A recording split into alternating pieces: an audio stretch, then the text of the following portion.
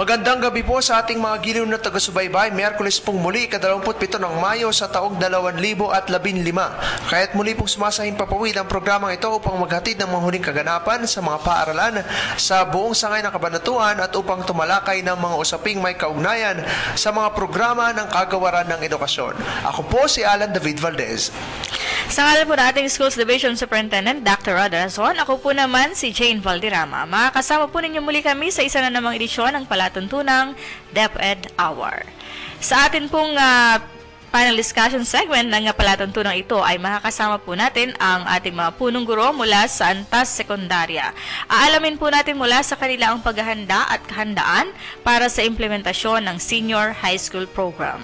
Sa ating pong teleturoan ay itatampok natin ang ika-4 at huling module sa asignaturang Edukasyong Pantahanan at Pangkabuhayan o EPP para sa Season 4. Sa module po ito ay makakasama natin bilang teacher presenter si Ginoong Noel Villamar ng Cabanatuan East Central School. At para makapiling na po natin ang ating pong mga piling panauhin ngayong gabi, tunghay na po natin ang ulo ng mga balita.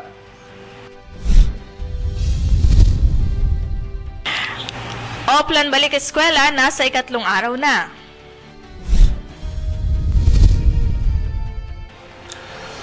Mga guro ng unang distrito sumalang sa 2 araw na pagsasanay para sa asignaturang matematika. Mga kawani ng tanggapang pansangay sumabak sa 3 araw na pagsasanay sa Disaster Risk Reduction and Management.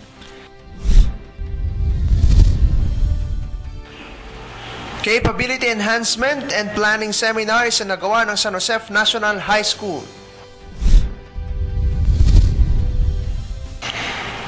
Taga-Masid Pampurok na ikatlong distrito nanguna sa pagsasanay, mga usapin sa RPMS at iba pa tinalakay.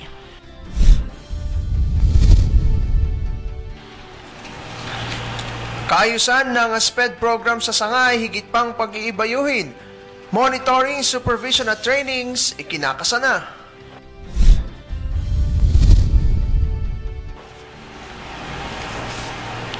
Mga guro ng Camtino National High School sumailalim sa in-service training. Nasa ikatlong araw na ngayon ang Oplan Balik Eskwela ng Kagawaran ng Edukasyon na ipinatutupad sa buong sangay ng Kabanatuan. Ang Oplan Balik Eskwela na nagsimula noong Lunes, Mayo 25 ay magtatapos sa Biyernes.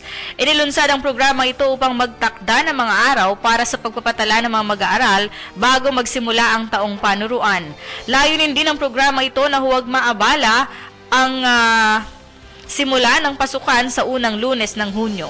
Sa talang nakalap ng DepEd Media Bureau, Science High School pa lang ang may 100% ng nakapagpatala.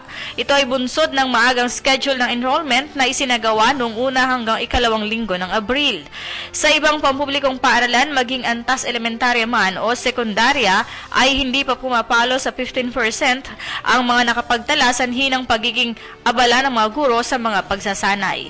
Inaasahang sa mga susunod na araw pa lamang dadagsa ng lubos ang mga mag-aaral na magbabalik eskwela.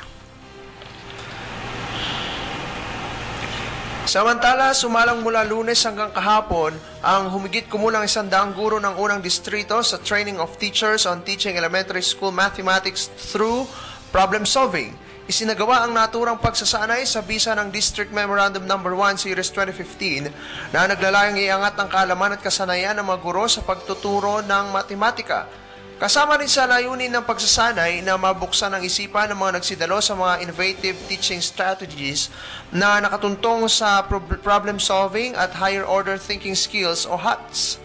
Ginanap ang 2 araw na pagsasanay sa Cultural Hall ng Church of the Latter-day Saints o mas kilala bilang Mormon sa Daang del Pilar. Tampok din sa unang araw na pagsasanay ang mga pakitang guro tungkol sa gravity, perimeter and probability na ginampanan ni Henedine Antonin ng Bitas Elementary School, Irma Calderon ng Santa Romana Memorial Elementary School at Ludivina Lamig ng Cabanatuan East Central School. Sa ikalawang araw ng pagsasanay ay nakatuon naman sa mga workshop tungkol sa development of lesson at lesson implementation ang post-lesson discussion.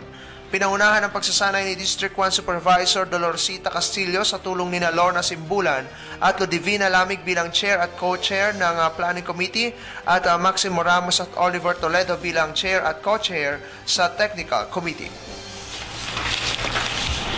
Muling nasubukan ng tiyaga ng mga kawani ng tanggapang pansangay nang matagpos nila ang 3 araw na Disaster Preparedness and Management Training na ginanap sa Division Office Conference Room. Nilalayo ng naturang pagsasanay na maiwasan ang panganib sa buhay at ari-arian sa panahon ng kalamidad tulad ng baha, lindol at sunog. Sa pangunguna ni Project Development Officer Jimmy Torres na nasa ilalim ng School Governance and Operations Division, inimbitahan si City Social Welfare and Development Officer Helen Bagazao na tumalakay sa tamang proseso ng evacuation at evacuation center management. Sa ikalawang araw naman ng pagsasanay ay binahagi ni PHIVOX Scientist Wilmer Ligaspi ang mga basic survival tips kapag may lindol, samantalang naanyayahan din ang mga kinatawa ng Bureau of Fire Prevention na nanguna sa pagsasagawa ng fire evacuation drill. Tampok din sa pagsasanay ang pagbuo ng Division Incident Command System na siyang gagamiting sistematikong gabay at panuntunan sa pagtugon sa mga pangailangan kapag may kalamidad. Sa pagtatapos ng 3 araw na pagsasanay, pinasalamatan ni PDO Torres ang mga imbitadong tagapagsalita at mga kawani ng tanggapang pansangay sa kanilang pakikilahok na siyang naging tuntungan tungo sa tagumpay ng gawain.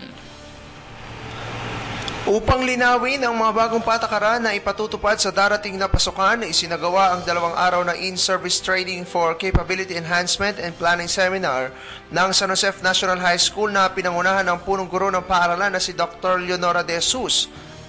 Ang unang araw ng seminar ay tinampukan ng mga talakayan tungkol sa property procurement procedure sa paaralan, pagkakaroon ng tamang proseso sa panghihiram ng kagamitan ng paaralan, maging ang mga kaakibat na responsibilidad ng pagiging tagapag-alaga ng mga pag-aari ng paaralan. Ayon sa mga guro, ang nasabing talakayan ay naghatid sa kanila ng kaalaman ng tamang proseso sa proseso ng pagmamay-ari o paggamit ng mga kagamitan na nakalaan para sa pagpapayaman ng pagkatuto ng mga mag-aaral. Samantala sa ikalawang araw ng seminar ay nakapaloob ang pagpapalawig ng kaalaman tungkol sa nalalapit na pagkakaroon ng senior high school sa San Jose National High School at ang mga posibleng maaaring kaharapin ng bawat isa sa pagpapalaganap ng bagong yugto ng K-12 curriculum na tinalakay ni Dr. De Jesus.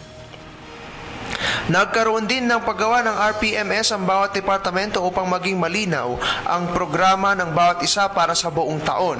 Upang bigyan ng mas madaling pamamaraan ng mga guro sa recording at computing ng mga marka, nagbigay naman ng pagtalakay si Zane Soriano tungkol sa nagawa niyang template in assessment na nakalinya sa bagong pamamaraan ng pagmamarka ayon na rin sa ipinalabas na kautusan ng DepEd. Para sa huling bahagi ng pagsasanay, binahagi ni Ginoong Gypsy Corpus ang pagpapaunlad ng mga kagamitan sa pagtuturo sa pamamagitan ng LRMDS at SIM o Strategic Intervention Material para sa iba't ibang asignatura.